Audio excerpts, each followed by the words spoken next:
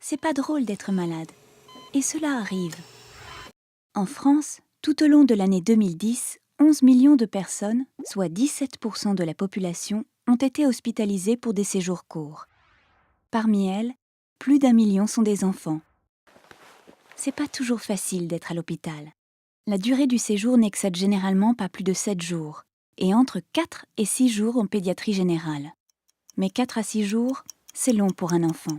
Toutes ses habitudes quotidiennes se retrouvent bouleversées. À l'ère de la génération 2.0, 80% des enfants et des adolescents scolarisés utilisent un ordinateur.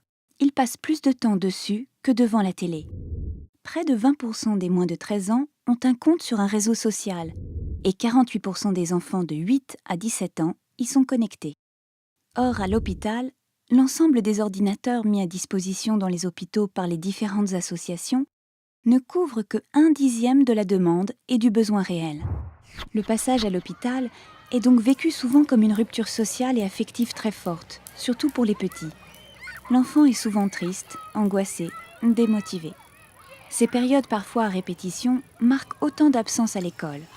Face à cette réalité, la présence des instituteurs et des éducateurs spécialisés est effective seulement dans la moitié des services pédiatriques. Pour les enfants et les adolescents, la relation avec les amis sur le réseau social n'est pas virtuelle. Ils sont dans la vraie vie, puisque 92% d'entre eux utilisent leur vraie identité et livrent beaucoup d'informations personnelles. C'est une partie incontournable de leur vie, qu'on le veuille ou non. Plusieurs problématiques se posent face à cette réalité. Sécurité de l'accès au contenu sur Internet, durée de l'utilisation des ordinateurs disponibles versus temps de repos, etc. Nous souhaitons débattre avec vous autour de ces problématiques et répondre ensemble à une question centrale. Peut-on adoucir ces passages parfois difficiles en tenant compte de la réalité quotidienne des enfants et des adolescents? La charte de l'enfant hospitalisé reconnaît à l'enfant le droit d'avoir ses parents ou leurs substituts auprès de lui jour et nuit, quel que soit son âge ou son état.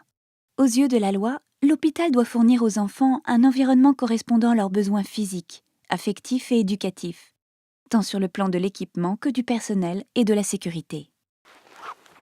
Malgré ce cadre législatif, il n'est pas évident de trouver des solutions adaptées à tout le monde. Nous pensons qu'une mutualisation des efforts est essentielle, afin de diminuer le sentiment d'isolement chez l'enfant hospitalisé, permettre à l'enfant de garder une continuité dans sa vie pour qu'il ne perçoive plus son passage à l'hôpital comme une parenthèse, une mise en veille de sa vie.